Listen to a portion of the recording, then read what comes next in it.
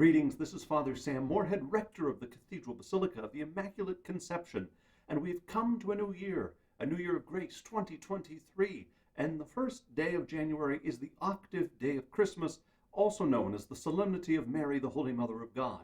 As we come to celebrate the Blessed Virgin Mary's feast day at the very beginning of the year, we see what God has done, the wonders of what he is about, and the role that the Blessed Virgin Mary plays in that. In our celebration of Christmas, we celebrate the Incarnation, the fact that God becomes man so that you and I, transformed, can come to share in God's own sort of life. But the way that God chose to enter into the world and become incarnate, take our flesh, was through the Blessed Virgin Mary. We're told in the first reading from the book of Numbers how the priests of old in the time of the Jews were to pour forth God's blessing upon his people, a word spoken. But now that word, the very word of God, the second person of the Trinity, takes our flesh, and the blessing comes not in a remote sort of a way or a praying over, but it's from within. It's Jesus assuming our nature, refashioning, reforming our humanity from the inside out, and leading us to the fullness of life. You and I respond to God's grace. We come alive in faith. We worship and adore God, participate in his sacraments, become good by doing the good that God's grace enables us to do, and we come alive in deep, personal, intimate union with God through our life of prayer. You and I are this work of transformation. We are a work in progress that God has done. Jesus, when he was born, was already stupefying, causing wonder in the life of others.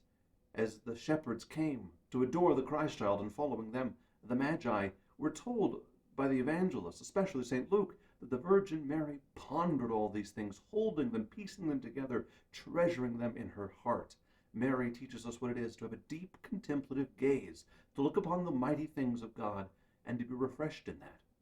And Mary would have surveyed the same when, on the 8th day, according to Jewish tradition and custom, she and Joseph would have taken the child Jesus to be circumcised. Traditionally, before 1970, from the 13th century right on to the modern age, the first day of January, the octave day of Christmas, was not in honor of our Blessed Lady, but it was called the Feast of the Circumcision of the Lord.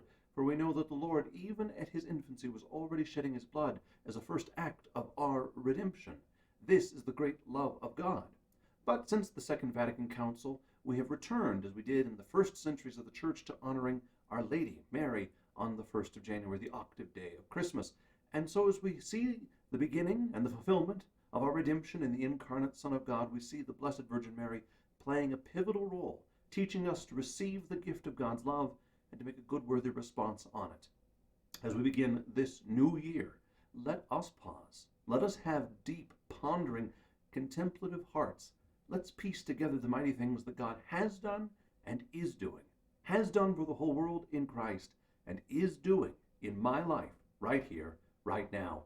May God continue to bless you and yours with a holy and merry Christmas, and now a blessed new year.